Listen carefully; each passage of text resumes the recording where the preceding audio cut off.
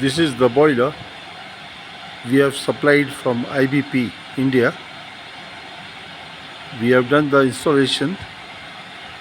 Now today we want to restart and do the commissioning for the boiler, and hopefully it will be done by evening today. This is the boiler we have supplied, and this is the air preheater. Again you can see the side glasses from the side, the ladder, the ducting.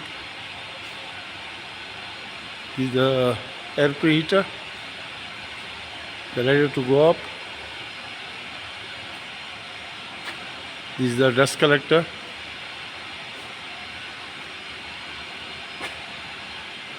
The ducting. This is a rotary airlock valve, and this is also a dust collector, wet. This is the ID fan, and this goes to the chimney.